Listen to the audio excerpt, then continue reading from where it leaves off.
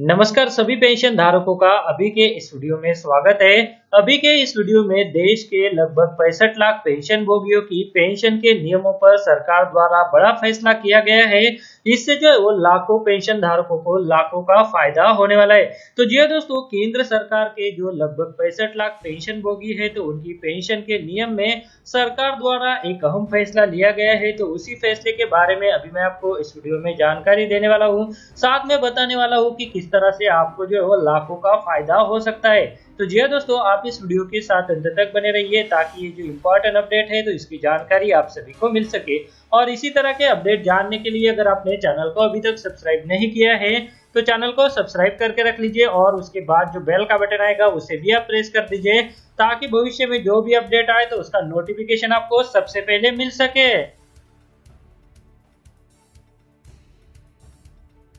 तो चलिए दोस्तों, केंद्रीय कर्मचारियों की पेंशन नियमों में जो सरकार द्वारा बड़ा फैसला लिया गया है तो उसी फैसले के बारे में अभी हम इस वीडियो में जानकारी लेने वाले हैं, जिससे लाखों पेंशन धारकों को लाखों का फायदा होने वाला है।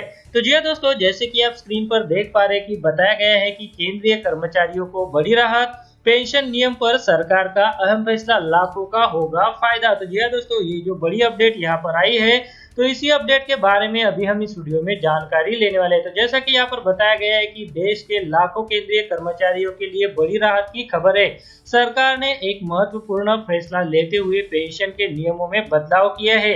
इस बदलते हुए नियमों का लाखों कर्मचारियों को और उनके परिजनों को लाभ मिलेगा। यह लाभ कर्मचारी के 25 वर्ष से कम आयु की संतान, बेरोजगार संतान एवं अविवाहित विधवा एवं तलाकशुदा बेटी को भी समान रूप से मिलेगा।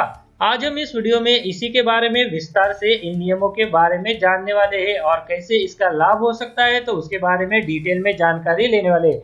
भारत सरकार केंद्रीय कर्मचारियों और उनके परिजनों को कई तरह की पेंशन सुविधाएं देती है। इसमें मुख्य है फैमिली पेंशन स्कीम, परिवार पेंशन योजना 1971, जिसके अंतर्गत यदि सेवा अवधि के दौरान सेंट्रल एम्प्लॉय यानी केंद्रीय कर्मचारी का निधन हो जाता है तो उसके परिजनों को सरकार पेंशन का लाभ देती है।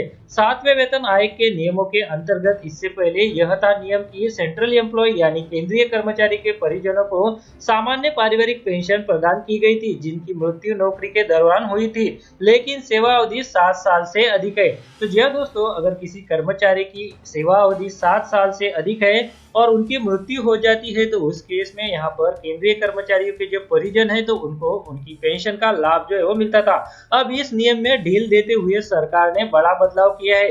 फैमिली पेंशन स्कीम 1971 में हुए 54वें संशोधन के जरिए सरकार ने पेंशन के विभिन्न नियमों को बदला है, जिसमें कर्मचारी की मृत्यु सेवा अवधि के 7 साल पूरे होने के पहले ही हो जाती है।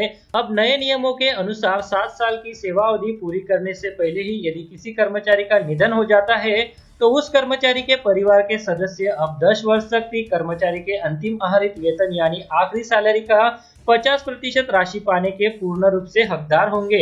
यह व्यवस्था 7th पे कमीशन यानी 7वें वेतन आयोग के नियमों के तहत मान्य होगी।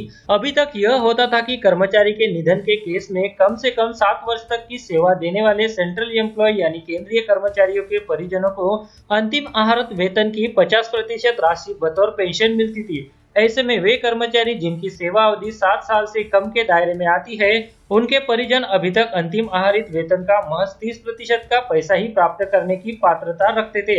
अब चूंकि सरकार ने नियम बदलकर 7 साल की सेवा अवधि से कम श्रेणी के कर्मचारियों और उनके परिजनों को भी राहत दे दी है, इससे बड़ी संख्या में कर्मचारी लाभान्वित होंगे। तो चलिए अभी जान लेते हैं कि पारिवारिक पेंशन के जरूरी नियम क्या है। आपकी जानकारी के लिए बता देते हैं कि पारिवारिक पेंशन यानी फैमिली पेंशन स्कीम 1971 में यह प्रावधान है कि पारिवारिक पेंशन मुख्य रूप से सेंट्रल गवर्नमेंट एम्प्लॉय यानी केंद्रीय कर्मचारियों की विधवा या विधुर को दी जाती है। यह भी उन कर्मचारियों के परिजनों को जिनकी सेवा अवधि के दौरान मृत्यु हो जाती है, लेकिन सेंट्रल एम्प्लॉय यानी केंद्रीय कर्मचारियों के निधन के समय यदि कर्मचारी की संतान की आयु 25 साल से कम है तो वह भी पारिवारिक पेंशन पाने के पात्र है। जब तक कि उस संतान का विवाह नहीं हो जाता तब तक उसे यह फैमिली पेंशन दी जाती है।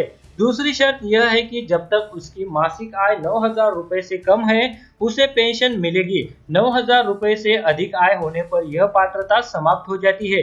यदि दिव्यांगत कर्मचारी की बेटी अविवाहित है, विधवा है या तलाकशुदा है तो ऐसे में भी वह पारिवारिक पेंशन पाने की हकदार होगी। यह पारिवारिक पेंशन योजना के नियम केंद्रीय सशस्त्र बल जैसे यानी सीआरपीएफ, सीआईएसएफ जैसे कर्मचारियों समेत शेष समस्त केंद्रीय कर्मचारियों के लिए लागू होते हैं। अब बदले हुए नियम का इन सभी कर्मचारियों को लाभ होगा।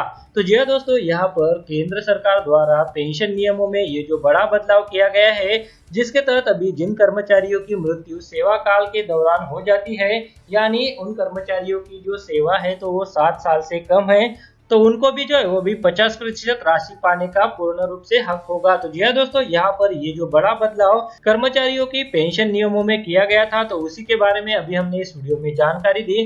दोस्तों, अगर वीडियो में दी गई जानकारी आपको अच्छी लगी तो इस वीडियो को लाइक जरूर कीजिए और बाकी पेंशन धारकों के और कर्मचारियों के साथ भी शेयर कीजिए, ताकि इसके बारे में सभी को पता चल सके। और इसी तरह के अपडेट जानने के लिए अगर आपने चैनल को अभी तक सब्सक्राइब नहीं किया है तो वीडियो के नीचे जो रेड कलर का बटन है उसे प्रेस करके आप चैनल को सब्सक्राइब करके रख लीजिए, और उसके बाद जो बेल का बटन आएगा उसे भी आप प्रेस कर दीजिए, ताकि भविष्य में जो भी अपडेट आए तो उसका नोटिफिकेशन आपको सबसे पहले मिल सके।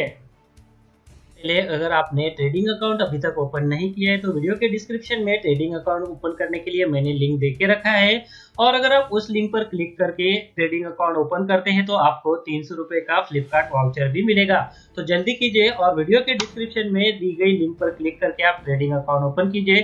ट्रेडिंग अकाउंट ओपन कैसे करना है तो इसके बारे में भी डिटेल वीडियो का लिंक आपको इस वीडियो के डिस्क्रिप्शन में मिल जाएगा। इस वीडियो को देखने के लिए आपका बहुत बहुत धन्यवाद। अगर आपको कोई सवाल है या फिर कोई कमेंट है तो आप इस वीडियो के नीचे जो कमेंट बॉक्स है वहाँ पे कर सकते हैं। और साथ में दोस्तों, अगर आप मेरे चैनल पे पहली बार विजिट करें तो मेरे चैनल को सब्सक्राइब कीजिए, और जो उसके बाद बेल का आइकॉन आएगा उसे भी आप प्रेस कर दीजिए, ताकि मेरे जो आने वाले वीडियोज़ है वो सबसे पहले आपको देखने को मिल सके।